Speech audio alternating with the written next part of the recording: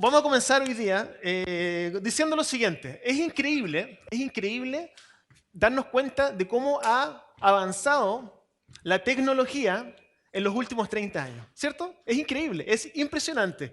Hace 30 años atrás no teníamos el Internet, hace 30 años atrás no habían celulares, o sea, quizás algunos andaban con esos ladrillos, ¿cierto? Pero no era algo popular como hoy en día. No había fibra óptica, no había ADN, no había GPS. Hace 30 años atrás era todo absolutamente diferente.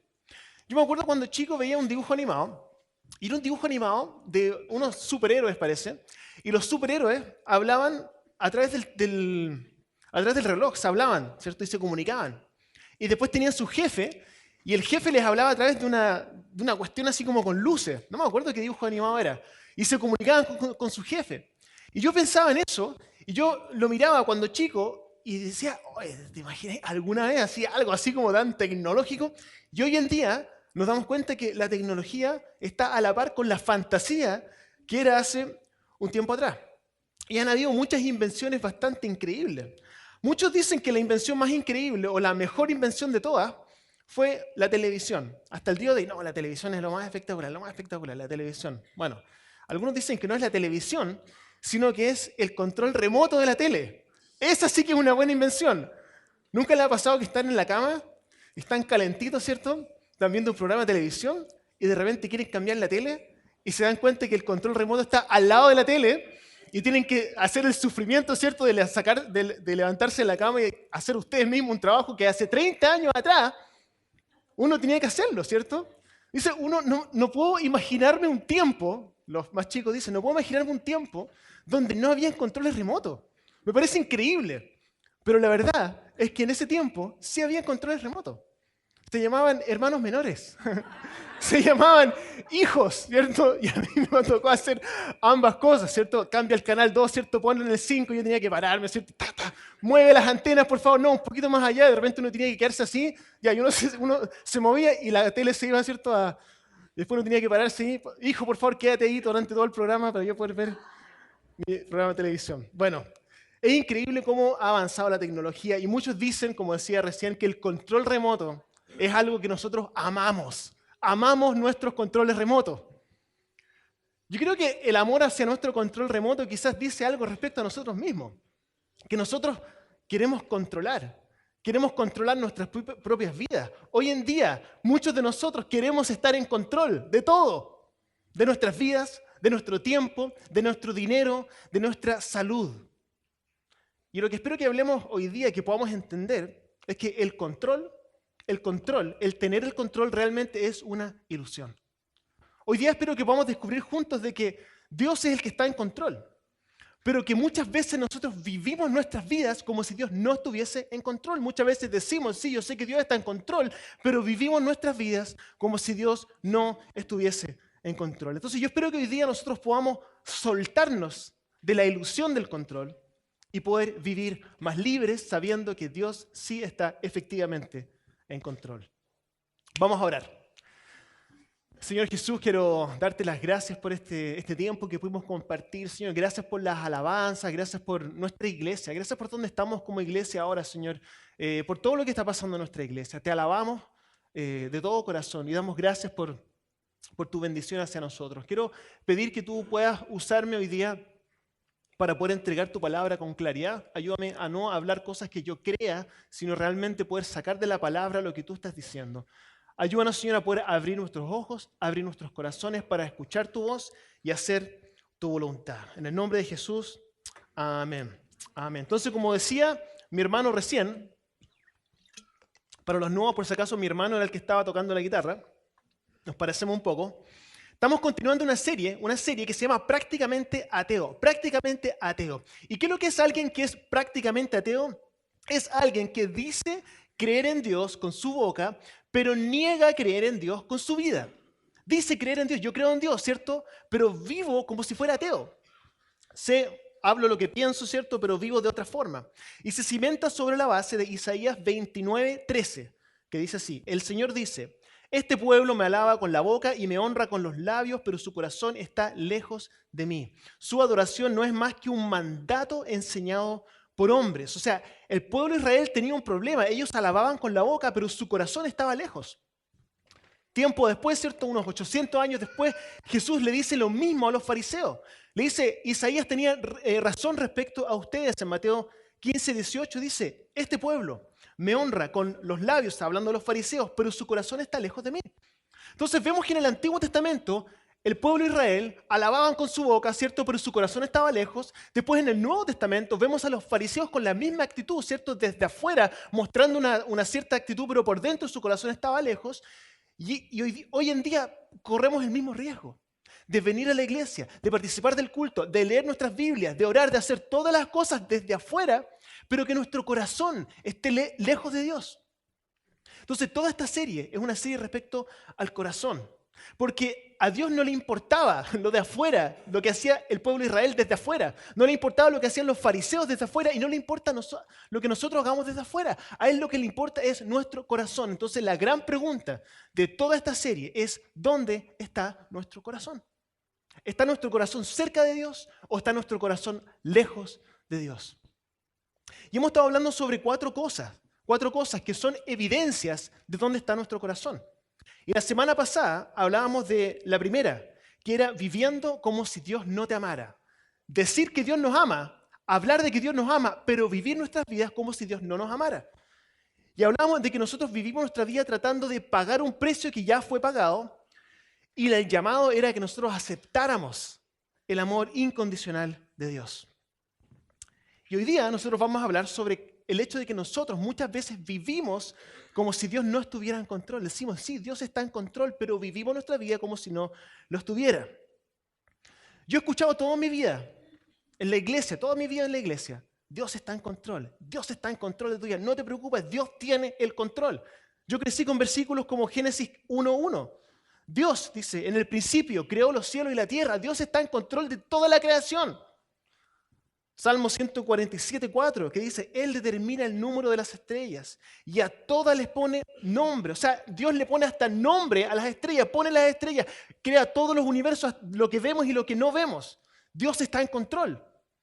Mateo 10:30 también, he escuchado este versículo, dice, y Él le tiene contados a ustedes aún los cabellos de la cabeza.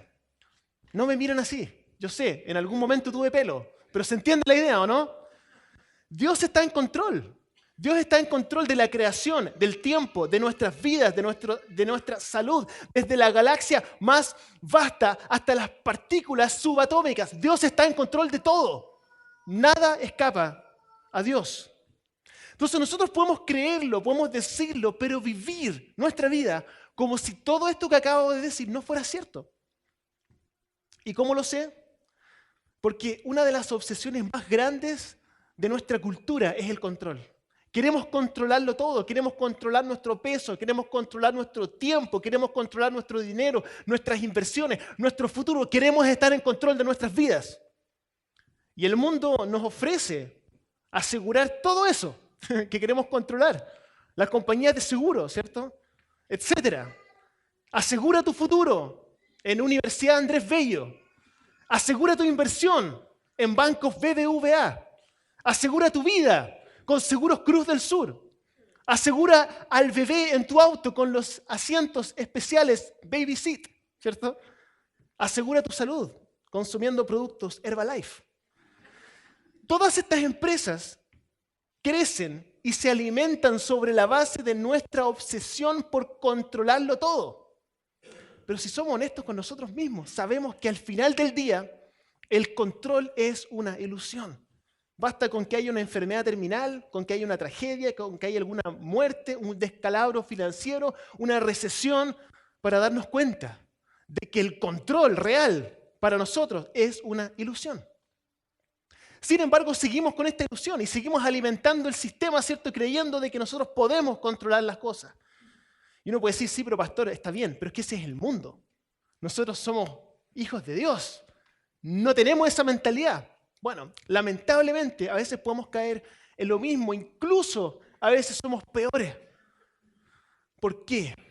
Porque muchas veces nosotros usamos incluso el evangelio para poder controlar nuestro destino, Controlar a Dios para que Él haga lo que nosotros queremos hacer.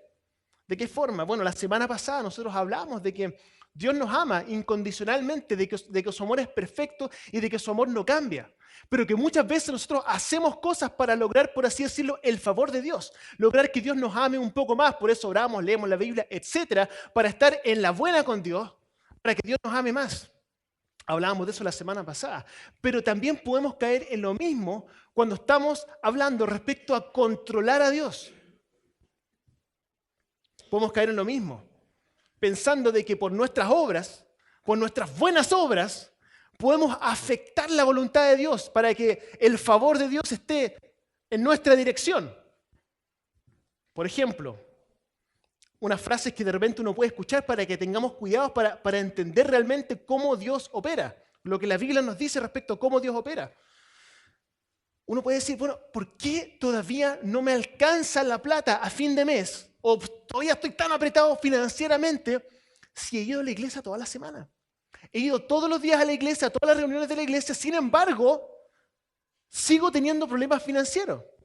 O por otro lado, ¿por qué a Dios a él le permite un aumento de sueldo si hace un año que no va a la iglesia? Casi como si fuera a la iglesia, como que Dios estaría contento, entonces te va a dar más plata. O pensar de que la razón por la cual ellos no se han enfermado en todo el año es porque han venido a la iglesia todo el año. Pensando de que nosotros podemos manipular a Dios con nuestras acciones. Y cuando hablamos del diezmo y la ofrenda es peor aún. Porque en algunos lugares se enseña de que la razón por la cual tú estás bien financieramente es porque diezmó durante todo el año. O la razón por la cual no tiene es porque dejó de diezmar. Entonces tengo que empezar a diezmar para que yo empezara a prosperar económicamente. Se enseña un sistema muchas veces que trata de controlar a Dios con nuestras obras. Queremos controlar a Dios para que actúe a nuestro favor y algunos ministerios incluso prosperan sobre la base de este tipo de mentiras. Y nace de un deseo de control, de controlar a Dios, ¿cierto? ¿Nunca han escuchado esto? Pucha, salimos y justo se puso a llover. No oramos. No oramos. Porque si hubiésemos orado, no hubiese llovido. O salimos, ¿cierto? Y no llovió. Porque oramos. Por eso no llovió. ¿Se dan cuenta? Yo me doy cuenta que incluso al decir eso, uno dice, pero es que no, pues si así es, pues. O sea, uno tiene que orar y uno ora y pasa lo que uno quiere. Hay una cosa que se llama la soberanía de Dios. A veces Dios decide escucharnos y contestarnos y a veces no. ¿Por qué? Porque Dios es Dios. Nosotros no podemos controlar a Dios. Esto se cimenta sobre la premisa de la idea de que yo tengo el poder de controlar a Dios, pero no es bíblico y no funciona. La verdad, aunque nos duela, es que Dios hace lo que a Él se le place porque Él es Dios y yo no. No puedes controlarlo con tus buenas obras, no puedo controlar yo a Dios con mis buenas obras. Han habido ocasiones en que han habido tragedias en la familia en las cuales uno dice, bueno, esta persona va a fallecer y empezamos a orar, ahora oramos de todas las formas, hacemos ayuno, hacemos oración, hacemos cadenas de oración y Dios decide que la persona llegó su momento y Dios se la lleva. O por otro lado, uno está en el auto y uno de repente dice, ay Señor, por favor, yo me he encontrado un estacionamiento y boom, se abren los cielos y un estacionamiento y dice, gracias Señor. ¿Qué pasó? ¿Por qué Dios no pudo haber tomado un poco de la energía, del poder que Él me dio a mí para encontrar mi estacionamiento, que es algo tan trivial, y haberlo tomado para ir en favor de la oración por la persona que obviamente tenía que haber seguido viviendo? ¿Se dan cuenta? No podemos controlar a Dios. Dios es Dios y Dios hace lo que Él quiere hacer. Y de repente uno se enoja porque uno quiere controlar a Dios. ¿Por qué Dios? ¿Por qué no pusiste atención? ¿Por qué no te importa lo que a mí me importa? ¿Te equivocaste? Pensemos un poco en eso. ¿Quiénes somos nosotros primero para cuestionar a Dios? Romanos 9:20 dice así, respondo, ¿quién eres tú? ¿Quién eres tú para pedirle cuentas a Dios? ¿Quién soy yo para pedirle cuentas a Dios? ¿Acaso le dirá la olla de barro al que la modeló, ¿por qué me hiciste así? No somos nadie para cuestionar a Dios. Dios es Dios. Número 2. Dios hace lo que hace porque a Él le plació. Y Él tiene pleno derecho de hacer lo que Él quiera, porque Él es Dios. Pero es que no lo entiendo, no estoy de acuerdo. No es nuestro lugar entender ni estar de acuerdo. Porque lo que Dios hace, la mente de Dios es infinitamente superior a lo que nosotros podamos entender. Isaías 55, versículo 8 dice: porque mis pensamientos no son los de ustedes, ni sus caminos son los míos, afirma el Señor. Mis caminos y mis pensamientos son más altos que los de ustedes, más altos que el cielo sobre la tierra. Dios hace lo que Él quiere, porque Él es Dios. Y no podemos manipular a Dios para que Él haga lo que nosotros queremos que Él haga. Pero hay una buena noticia. Hay una buena noticia. Y la buena noticia es que Dios nos ama. Y que Dios es un Dios bueno. Buena noticia. Algunos dicen, no, buena noticia es que Dios está en control. No, no es una realidad, pero no es una buena noticia. No es una buena noticia que Dios esté en control. Es una buena noticia que Dios es bueno. Porque un Dios malo que está en control sería una muy mala noticia. Dios es bueno. Dios nos ama. Él quiere lo mejor para nosotros. Y Él usa todas nuestras circunstancias para nuestro bien. Por eso el apóstol Pablo le dice a los romanos en Romanos 8:28, ahora bien, sabemos que Dios dispone todas las cosas para el bien de quienes los aman, los que han sido llamados de acuerdo a su propósito. Escuchen esto, muy importante. Todo lo que nos pasa, lo bueno, lo malo, lo incomprensible, lo aparentemente injusto, armonizan como en una orquesta para nuestro beneficio, tanto temporal como en lo eterno. Y esa es nuestra confianza. ¿Nunca le ha pasado que Dios hace algo o deja pasar algo en tu vida y es doloroso y no lo entienden y no están de acuerdo y hasta el día de hoy no están de acuerdo? ¿Por qué pasó eso? Y no lo entendí, y hasta el día de hoy no lo entendemos. Se cuenta la historia de una niña, creo que he contado esta historia antes, una niña que estaba en la cocina y el papá estaba en el living, y de repente una niña de 3 años. Papá, lo llamaba de la cocina, él no la veía. Papá, ven, quiero que conozcas a mi amiga, ven a conocer a mi amiga. Y el papá, ¿mi amiga? ¿Qué onda? Mi amiga, ven a conocer a mi amiga. Y de repente el papá entra y se da cuenta que la amiga de su hija era un escorpión. Y se estaba acercando al escorpión y quería tocar al escorpión.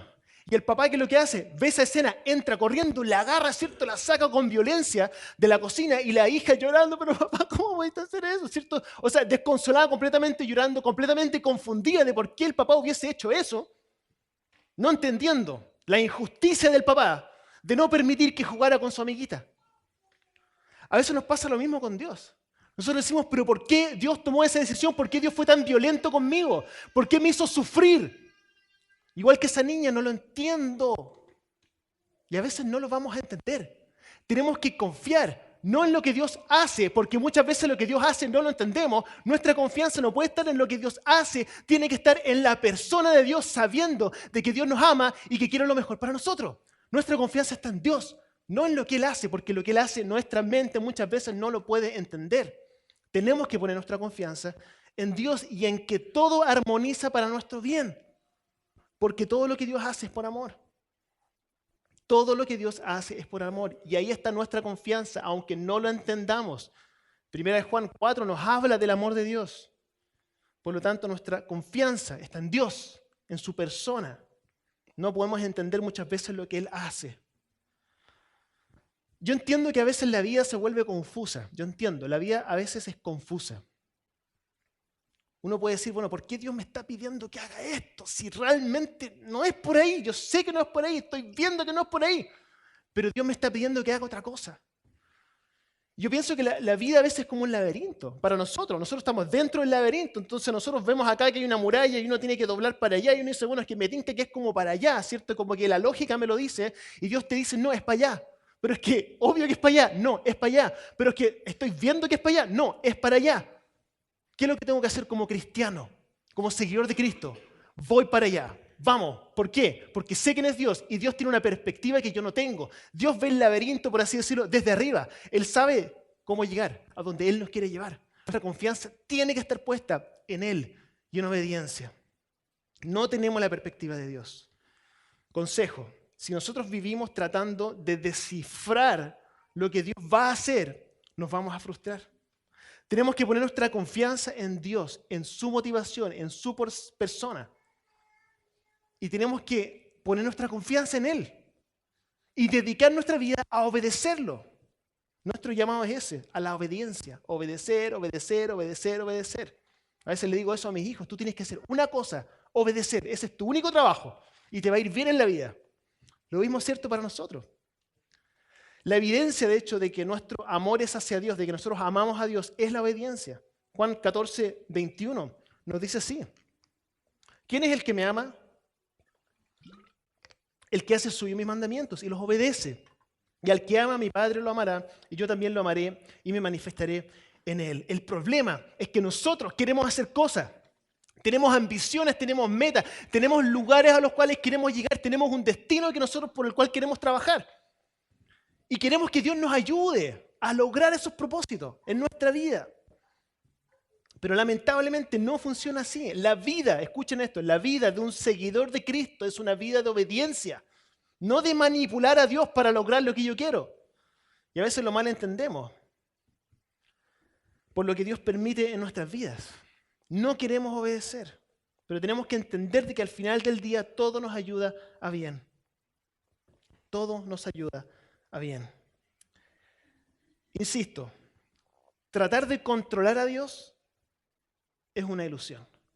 Es una ilusión. No estamos en control de Dios. No estamos en control ni siquiera de nuestras propias vidas. Hay una escena en Los Simpsons, al principio, cuando están empezando Los Simpsons. ¿No? ¿Cuántos ven Los Simpsons? ¿Sí? Son los puros pecadores nomás aquí. Los Simpsons. Hay una escena al principio donde están manejando el auto y está Maggie, ¿cierto? Que es la hija. La guaguita está con el manubrio, ¿cierto? Y es algo que los gringos a veces tienen para su hijo, ¿cierto? Entonces el niño piensa que va manejando y el auto dobla para allá y dobla, ¿cierto? Entonces está bajo la ilusión de que va manejando. Es un juego. Pero el papá sabe de que el hijo no está controlando el auto. Es un juego para él. Tenemos que despertar nosotros de esta ilusión de que nosotros estamos en control de nuestra vida y darnos cuenta que Dios siempre ha estado en control. Hay una frase dentro de la iglesia evangélica que se dice muchas veces: voy a entregarle a Dios el control de mi vida. Así como que yo estaba en control y ahora ya, bueno, Dios, ya, te cedo el control. Dios siempre ha estado en control, siempre. Tenemos que abrir nuestros ojos a esta realidad. Tenemos que soltar la ilusión del control, es lo más sano, soltar la ilusión del control. Y eso nos hace libres. ¿Para qué? Para obedecer, solamente obedecer. Tenemos una responsabilidad como cristianos y esa es la obediencia. Tenemos que pasar del control a la obediencia. Y la obediencia nos hace libres. Para ya no vivir cuestionando a Dios, pero ¿por qué? Sino que saber quién es Dios, que Dios nos ama, que quiere lo mejor para nosotros, que usa todas las cosas para nuestro bien y dedicarnos a obedecer. Si nos dedicamos a descifrar a Dios, vamos a vivir frustrados. El problema es que no nos gusta obedecer. No nos gusta obedecer porque tenemos información limitada. Queremos saber todo. Pero somos llamados a vivir en fe. Y la fe se cimenta sobre la base de la información limitada. Si tienes toda la información, no es fe. La fe es como una linterna, ¿cierto? Cuando está oscuro, uno prende la linterna y uno ve ¿cuánto? Uno ve un poco.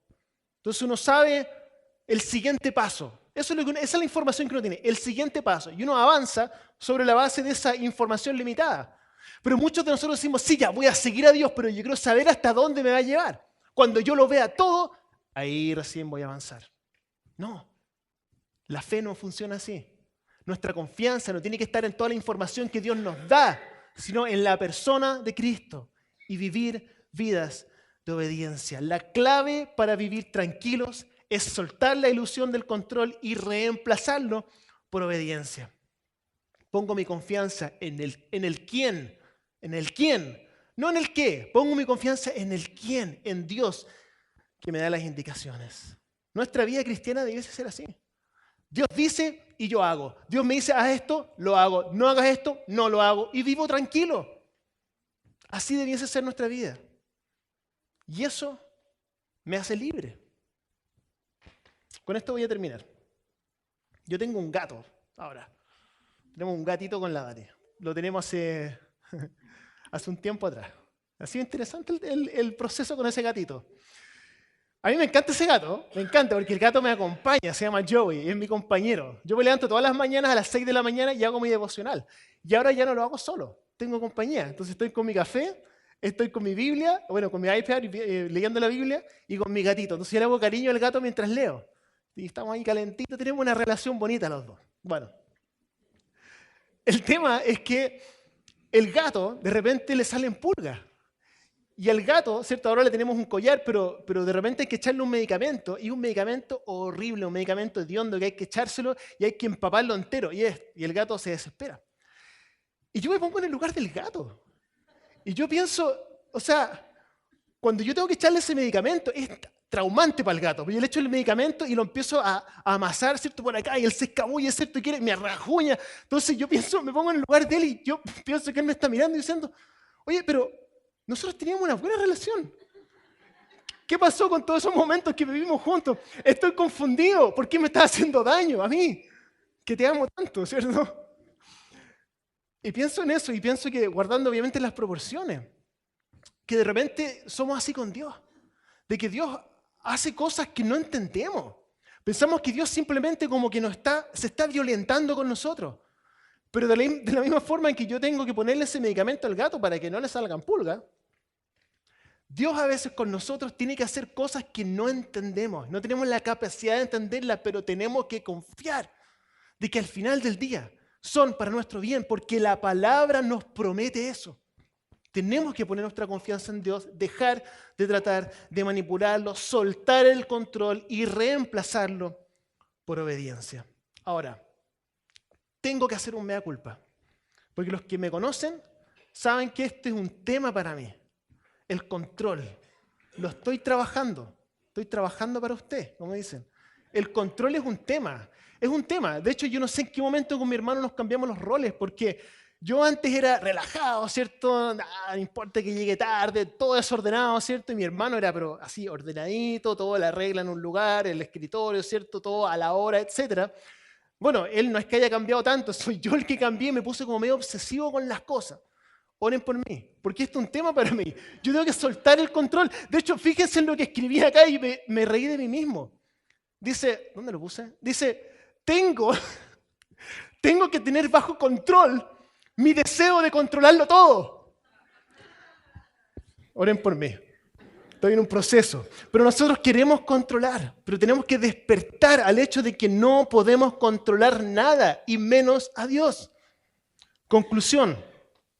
Confía en Dios, en que Dios es bueno, que Dios nos ama, que trabaja todas las cosas para nuestro bien, y dediquémonos a obedecer, pero es que no tengo toda la información, no importa, sabes que Dios es bueno y sabes lo que tienes que hacer hoy, como la linterna, obedece hoy, no pienses en mañana, en el futuro, obedece hoy, lo que Dios te pida, hazlo hoy. Es que, pastor, usted no sabe, lo que pasa es que en el trabajo tengo una movida y resulta que tengo que hacer una cuestión media tránfuga, pero no importa porque al final me van a pagar más plata. No, obedece hoy, tú sabes lo que tienes que hacer, no pienses en el futuro, Dios está en control. Lo que pasa, pastor, es que usted no entiende, es que a mí se me hizo una injusticia y yo si perdono a la persona va a volver a hacerme lo mismo. No, obedece hoy día, no te preocupes del resultado, obedece hoy, Dios tiene todo bajo control. Es que, pastor, usted no entiende, es que yo tengo que acostarme con mi pololo o con mi polola porque si no nos acostamos, no, me va a terminar conmigo y al final va a quedar la escoba. No, obedece hoy, haz lo que tienes que hacer, tú sabes lo que tienes que hacer, hazlo y déjale el control a Dios, suelta el control y dedícate a obedecer, sabiendo que todo lo que Dios permite nos ayuda a bien. En resumen, suelta la ilusión del control y dedícate a obedecer, porque Dios sabe lo que está haciendo. Oremos. Señor Jesús, quiero darte las gracias por esta palabra, Señor. Ayúdanos a poder entender en lo más profundo de nuestro corazón de que tú tienes el control. Que podamos soltar de esta ilusión, de esta obsesión de controlarlo todo. Ayúdanos, Señor, a poder realmente ser las personas que tú quieres que seamos. Que seamos obedientes, que no nos preocupemos del mañana, de hacer las cosas para que las cosas resulten como nosotros queremos, sino obedecer como primera prioridad en nuestra vida, Señor. Tú estás en control y perdónanos, Señor, por vivir nuestras vidas muchas veces como si tú no estuvieras en control. Oramos esto y te damos las gracias en el nombre de Jesús. Amén.